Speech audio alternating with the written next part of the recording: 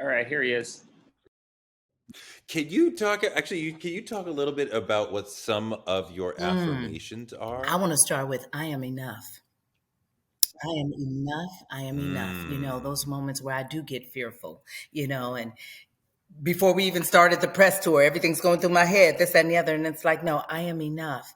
And the one that gets me through all the time, everything always works out for me. Everything always works out for me. The universe, everything, it always works out.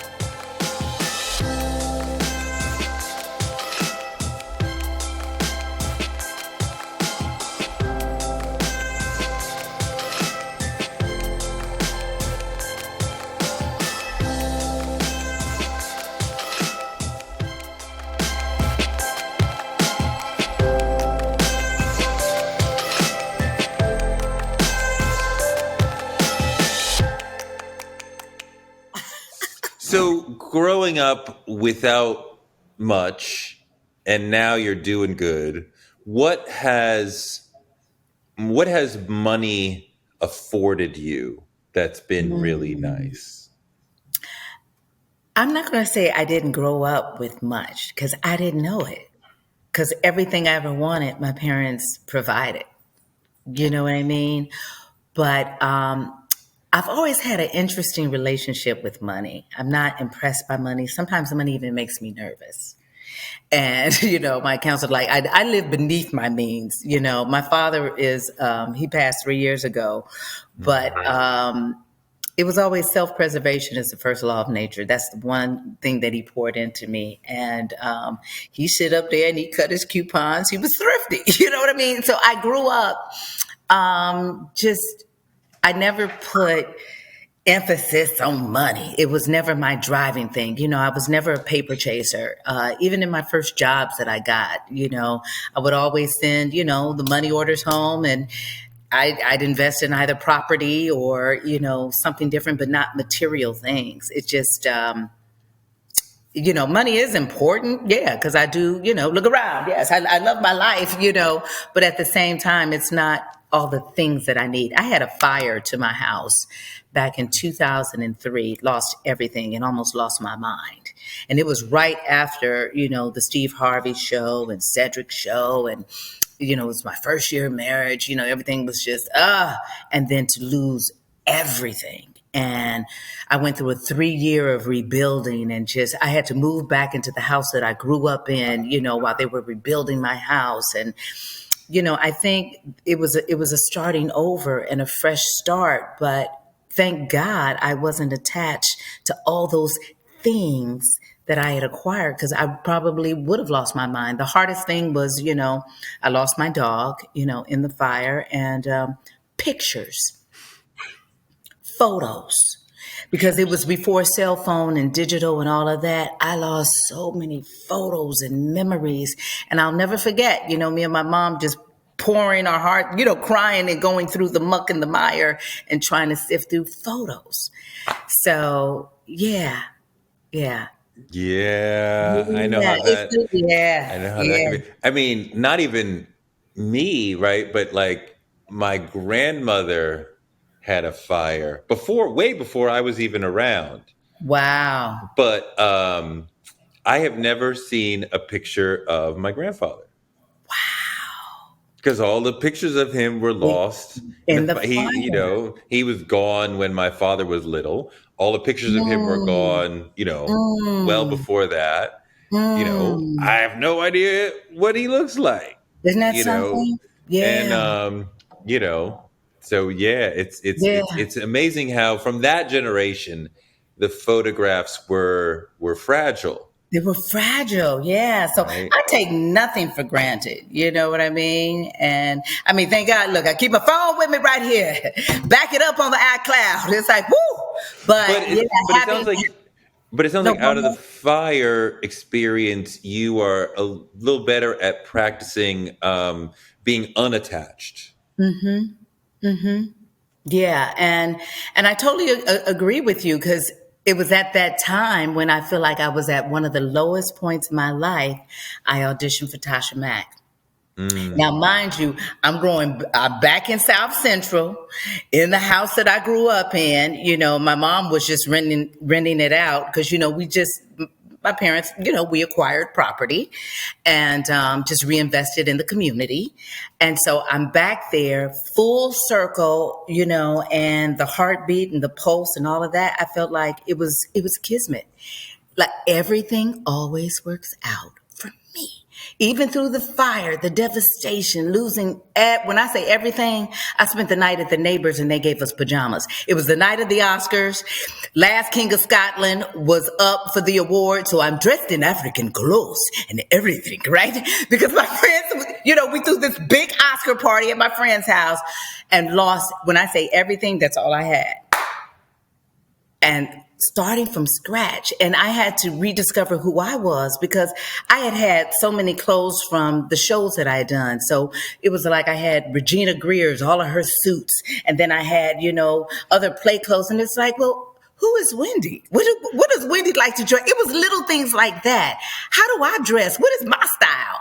Because I had come so accustomed to being in these characters and, dressed a certain way or this, that. I had to redefine my look, my style, which is always ever evolving. And you ask about what is being Black. I also want to talk about that. It is the uniqueness of just who we are and able to celebrate that from our hair to we even do a hell of an episode on the game this season about hairism and Black hair and what it is as a woman. You know what I mean? And it goes there. It's a powerful episode you're going to really love and respect. But I had to redefine and rediscover and fall back in love with just who is Wendy. And it took me all the way back to South Central, back to a reset, because we need that every now and then. And it was a wonderful reset. Did it challenge your faith in that notion of everything works out for me? That was before I had the notion of everything works out for me. Okay. Because it was a notion of nothing is working out for me. It was a very low time for me. I was in between jobs. I think I hadn't worked in like maybe 3 or 4 years. And I just couldn't. I wasn't in a space to work and to be creative. You know what I mean? I was still trying to find me, and then adapt to my environment, being back in that space. But it was so intentional, God and the universe needed me back at one. And it was, I don't know if you know about pilot season. One of the years I was, back in the house that I grew up in on 84th, and it was pilot season. And I just couldn't get my oomph. You know what I mean? Sometimes you need that oomph. I couldn't find that motivation and the inspiration. None of it was there. And then when the game came, that audition, and I read it, I felt like I didn't even need to act. The words just, it was like my story, my testimony, my everything, who I was and who I had. Maybe I needed to go down that downward spiral to really get in touch with the roots of Richmond and Tasha and who that was at that time, to really elevate and carry that with me into that room and jump through the hoops and not trip when I saw every actor imaginable, every singer you could imagine auditioning for Tasha Mack, but I am enough. I am enough. I deserve to be here. And boom, and got it. And it was kind of like, oh, who, huh? I did. But it was it was the longest audition process, but it was one of the easiest because it was just everything always, it was supposed to happen that way. Crazy, right? Oh, dang, that's a deep interview. What is this show? Lord, I told you I heard a couple of your podcasts, but I'm like, what is happening? What is going on? We had Tasha on the show, right? Did you hear that one? I did not. I heard Raven Simone's. Oh, that was a good one. It was a great one, and I love her. I've known her since she was and her wife jumped in. Yes. And I find out she's a prepper and all this. It was like, well, we are way off in outer space here. I love it. I love it here. Yeah, it was great, but it was so random. I was doing a drive from Vegas, and I was just going through because I love podcasts, Yeah. and somehow yours just came up, and I really enjoyed it. I forgot the other one I did, but I loved it. Yeah, and this was like No, maybe. we had Tasha Smith and a couple other people who are probably friends of yours, so you probably appreciate that. But like, let me. The last thing that I ask everybody: what is your superpower that has led to your success? What do you do better than other people that has propelled you? Really, Touré? Ah, damn! Wow. You know, I think I have a genuine affinity for getting to know you, whoever it is, be it the waiter, be it the PA, be it Touré, be it, I just have and I'm going to share this with you. And this is how my superpower has helped me. I was doing the Sinbad pilot. Yeah. So that many years ago, before Salma Hayek was Salma Hayek, and and we're all working and doing everything. And there was a production assistant, and she's answering phones and this, that, and the other. And I was like, "Now, who are you?" I said, "You so cute." I said, "You're sitting over here and you're answering these phones." I said, "What you want to do?" She's like, "No, I'm a writer." And I said, "Oh, okay." She's like, "I no, I am a writer." And I said, "All right, I see you. You're a writer." And it was Mara Brockakil. And she never Mm. forgot. She never forgot that conversation to this day. We still talk about it. We're some of the closest, the creator of Girlfriends and The Game. But I think my superpower is I like to see people. I want to get to know you. So it's not the human beings doing. It's like, no, who are you being? Who are you? And I've always had a fascination with that. So I think that's it.